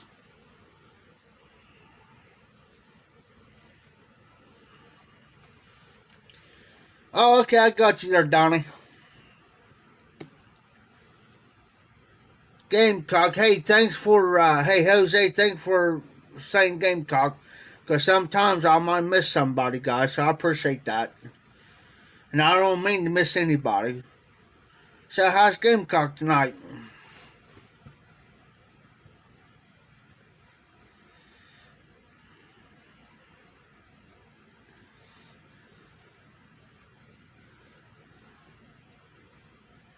See, I never have by you morning. Y'all fancy.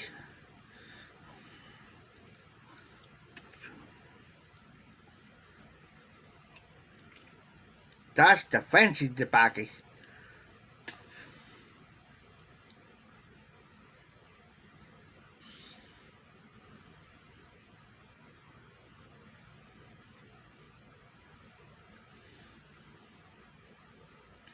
No, John. I will not touch grape, and I wouldn't even put in my worst pipe. If I had the worst pipe in this world, I wouldn't put grape in it. No, sir. Oh, that's right, James. I do. I plumb forgot about that. I do. It's up in there. You see where my brain's at.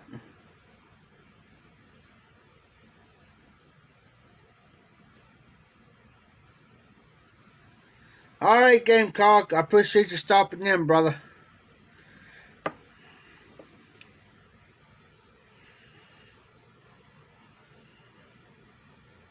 Be safe. Be well. Have a great week. Have a great Monday. I hate Mondays.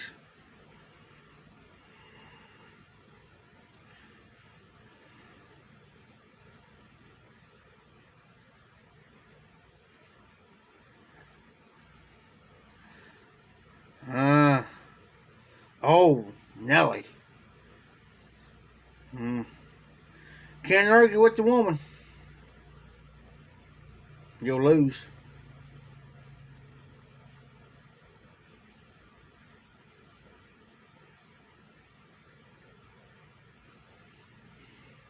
I learned that a long time ago, guys. You can't argue with the woman. No, I don't. Not me. Oh, she had a typo. Hey, I do that too.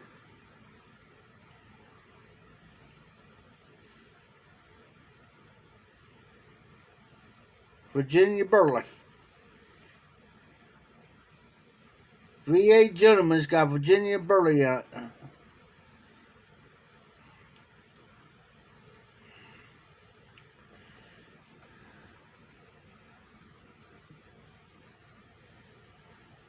All right, John. Be safe. Be well. Have a great week. Have a good Monday.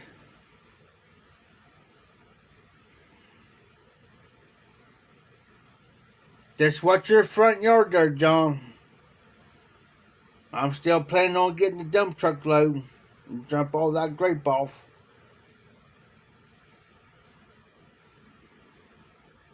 Yeah. Oh, I like Virginia's. Virginia Latakia. Virginia Perique. Faber's. Matter of fact, hold on. Here's a good one. Samuel guy with Navy Flake. It's got Virginia Latakia in it. I like it.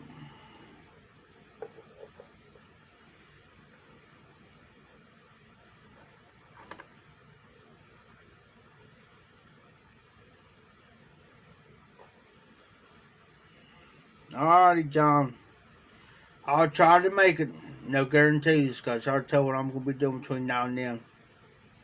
Well, I probably won't be able to make it.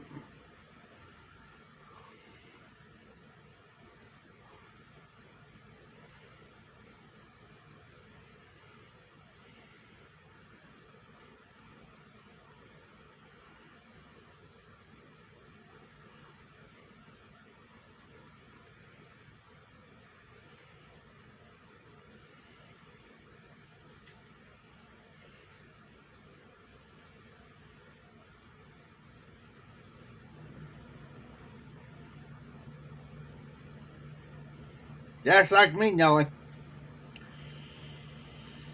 I'm working out when I'm working Wednesday. I plumb forgot. I am working out Wednesday. So, cause usually, yeah, that's what I'm trying to figure out, Nelly. What's deets? Never heard of it before.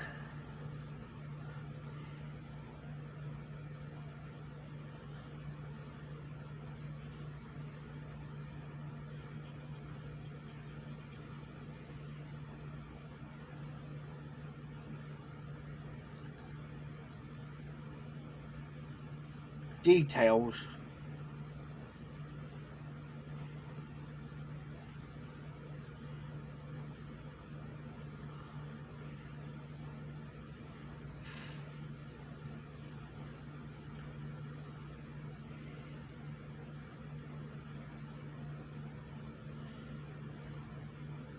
Night, Miss all brought up.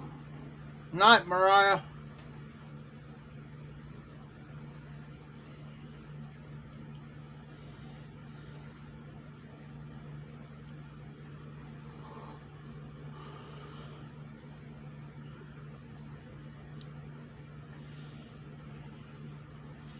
Just don't forget to put that pinky up there.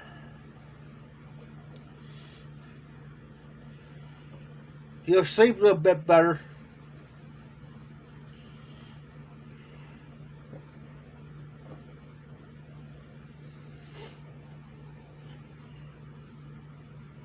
Yeah.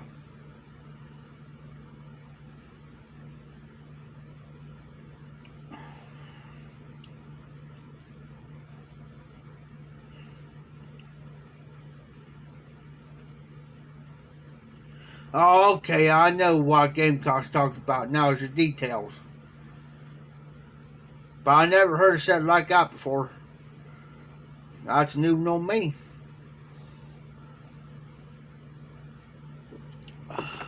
Sheesh.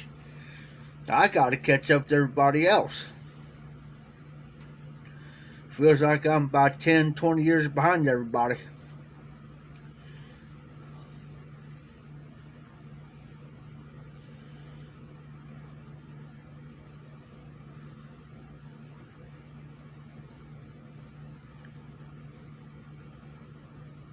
Oh, okay. I got you now, gang.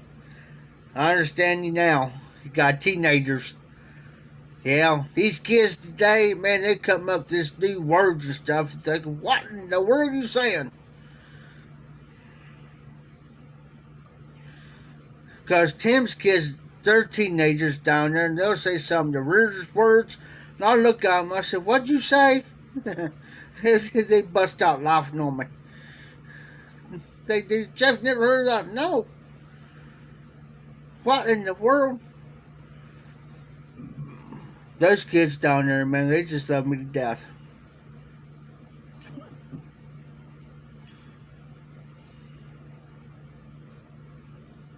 Some of these words they come up with. Crazy. I look at them. Just like I was underneath the derby car earlier. His boy Justin, he's like 16 now. He says something weird off the wall. I'll come underneath from the car real quick, looked at him. So what'd you say? He'll be sitting there just a laughing. He's sitting there just laughing at me, just a laughing. He'll laugh so hard where he can't say nothing. I said, come on, Justin, spit it out. I'm waiting. Sometime today, he was continuing laughing at me.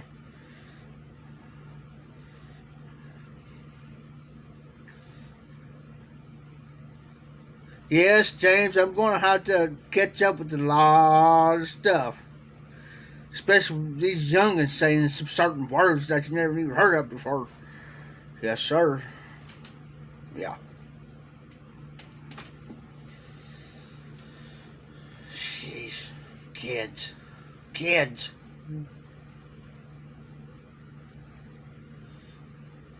Alright, gang. Be safe, be well. Have a great week. I know Mondays are bad, but you know how that normally goes. I ain't looking forward to tomorrow either. Trust me. I'm not.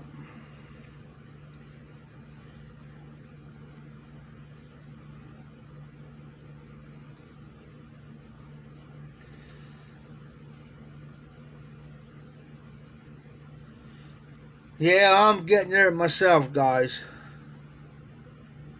I'm getting...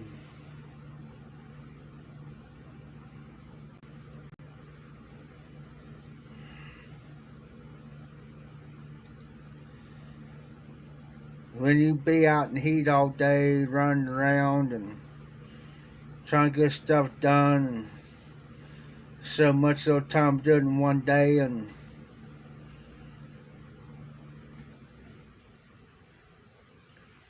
there's not enough hours in the day to get everything done.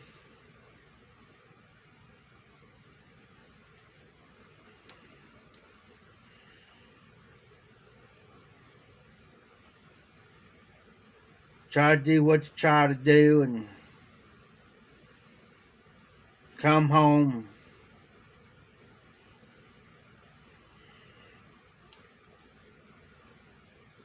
Start going tired.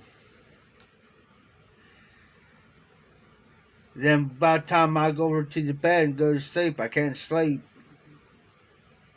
I'm up. Hate it.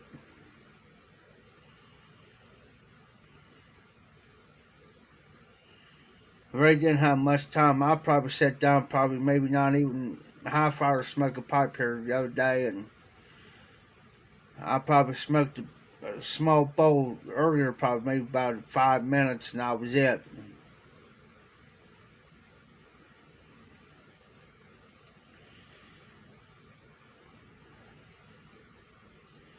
Cause usually when my feet hits the floor, it's on. Phone's going off. People calling, people texting. I'm here, down here, and they need me over here or over there. It's like, man, come on, give me a break.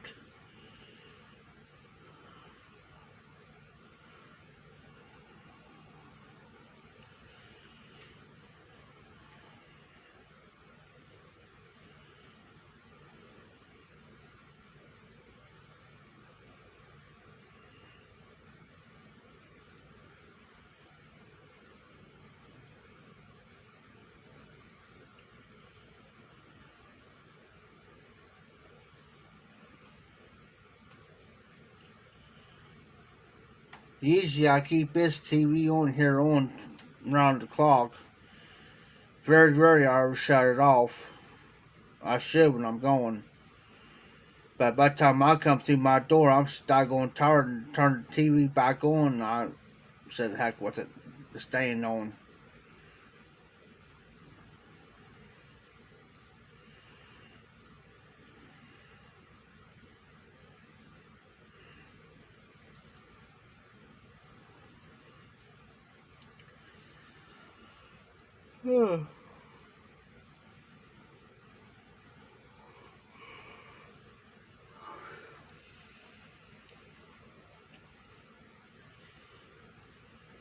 Yeah, my mail's calmed down a little bit now for a little bit.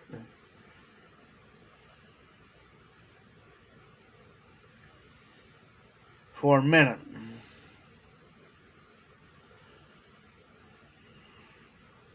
Night, James. You be careful, be safe, have a great week. I hope you get some rest.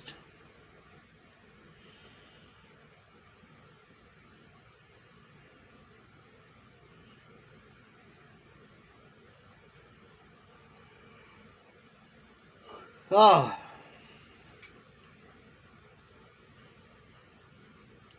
Oh, I understand, James. I totally understand.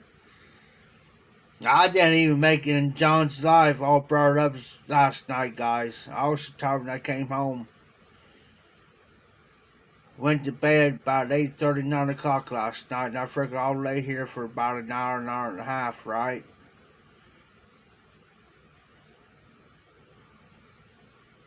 Slept all night last night. First time I've slept like that in a long time. Long time. Because usually I'll get about 3-4 hours worth of sleep half the time. And then, if I...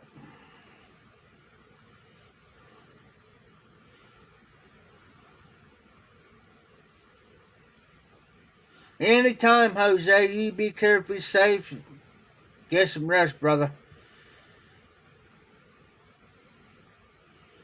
You have a great week.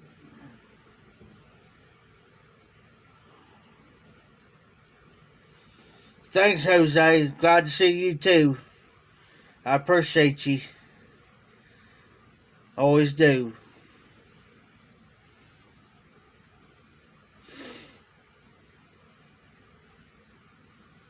I mean, I don't come out and say it all the time, but you guys mean a lot to me when you come on my lives.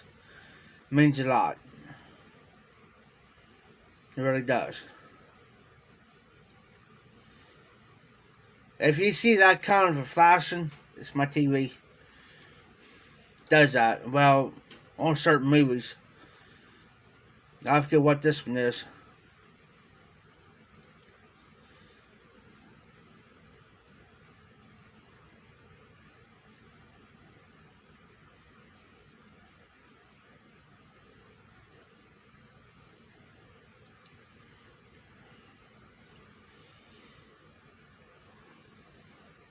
Alright, Nelly.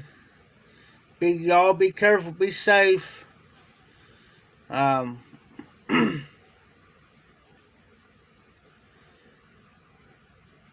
love y'all too.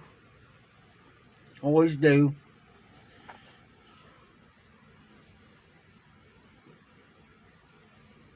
I'm glad everybody loves me.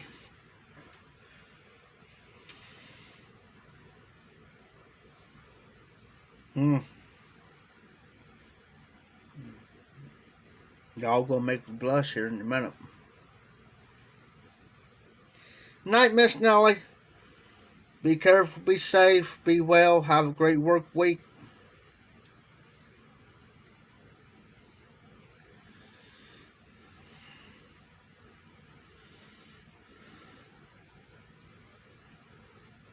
Night, Cyrus. Be safe, be well. So I'm going to get off here myself, guys. I'm starting to sit here, starting to slow down. Now, I don't want to be sitting here going to sleep on live. Yeah. So I hope I'll catch you guys sometime this week, hopefully, if it slows down. You know what I mean? If it slows down, I'll be on probably tomorrow night. If everything slows down too. If not, I'll try to wiggle in a video somewhere along the line. But y'all have a good night. A great week. Be safe, be well.